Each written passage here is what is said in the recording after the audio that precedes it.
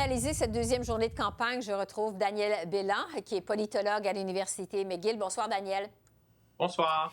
Le dossier de la laïcité, d'abord au Québec, qui occupe vraiment une grosse place dans ce début de campagne nationale. Plusieurs ont été frappés hier par la force avec laquelle M. Trudeau a attaqué la loi 21 du gouvernement Legault. Bon, il a répété que c'est contre ses valeurs. Il a même dit qu'il était très heureux de voir que des Québécois la contestent. Qu'est-ce que vous pensez d'une sortie aussi forte de la part de M. Trudeau contre la loi 21? Je pense que c'est risqué au Québec pour ce qui est des électeurs francophones, parce qu'il y a quand même pas mal de soutien pour la loi 21? Pardon? La loi 21, oui. Oui, pour la loi 21, tout à fait. Et donc, je pense que c'est quand même un risque. Et on a vu que François Legault a réagi d'ailleurs. Première page du Journal de Montréal ce matin en disant qu'il fallait que les candidats, je pense qu'ils visaient surtout M. Trudeau, disent qu'ils ne se mêleraient pas de cette affaire-là parce que M. Trudeau a dit qu'il ne s'en mêlerait pas pour le moment. Mm-hmm. Voilà. Et donc, je pense que c'est ce pour le moment-là, définir c'est quoi ce moment. Est-ce que c'est seulement durant la campagne ou pendant quelques mois ou c'est pour une période relativement longue qui ne s'en mêlera pas? Mais bon, la loi sur la laïcité, évidemment, est populaire au Québec, mais ne fait pas l'unanimité ailleurs au pays. En fait, à qui, selon vous, s'adressait M. Trudeau en sortant aussi fort comme ça contre la loi sur la laïcité du Québec? Est-ce qu'il s'adressait aux Québécois ou à des électeurs ailleurs au pays, notamment peut-être dans la région du 905 en Ontario, qui est un champ de bataille important pour les libéraux? Je pense qu'il s'adressait à certains électeurs québécois, surtout à Montréal, les membres des minorités visibles, les anglophones et oui, les électeurs à l'extérieur du Québec. Il ne faut pas oublier la grande région de Toronto, la grande région de Vancouver sont des régions très importantes. Et là, il y a un grand pourcentage de minorités visibles. Et donc, il faut lancer le message aussi que le Parti libéral défend les droits des minorités, exactement. Bon, sur le débat de ce soir, maintenant à Toronto, ça va se passer entre Andrew Scheer, Jack Meeting et Elizabeth May. Est-ce que c'est une erreur de la part du premier ministre Trudeau de refuser de participer à ce débat-là? Moi, je ne sais pas. Écoutez, je pense qu'il veut minimiser les risques d'erreur, même si le Parti libéral et le Parti conservateur sont nez à nez dans les sondages. Les libéraux ont l'avantage pour ce qui est des projections en matière de sièges.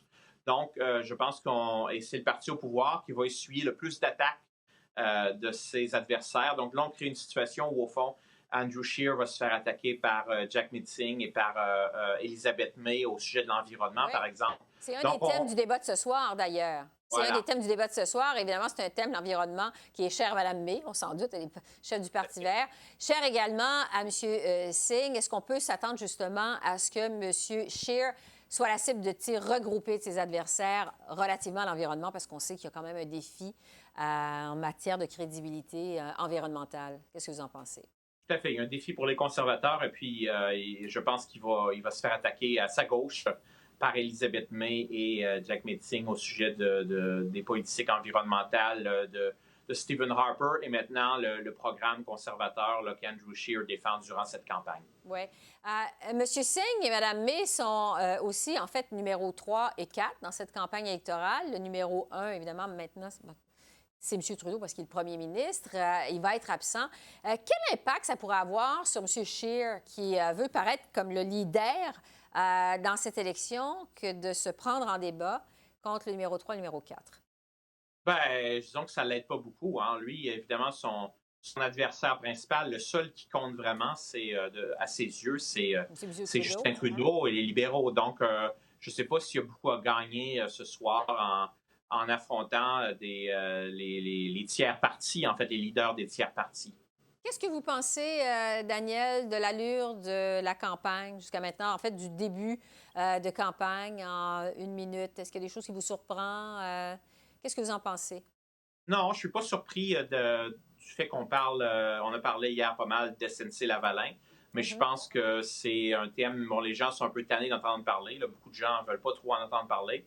Donc, je ne pense pas que ça va continuer durant toute la campagne, mais la loi 21 au Québec, le fait qu'on en ait parlé autant hier, on en parle encore aujourd'hui, je pense que c'est de mauvais augure pour tous les partis qui veulent remporter plus de sièges au Québec, sauf le Bloc québécois. Ça fait le jeu du Bloc parce que le Bloc défend la loi de façon non ambiguë, défend l'autonomie du Québec. Et eux, ils vont accuser les autres partis y compris les libéraux, d'avoir un double discours au sujet de la loi 21, de dire on s'en mêle pas, mais au fond, on l'aime pas. Donc, eux, ça fait leur jeu de parler de la loi 21 et de l'autonomie du Québec.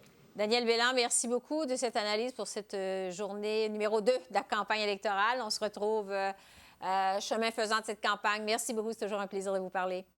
Merci à vous, au plaisir. Merci, bye-bye.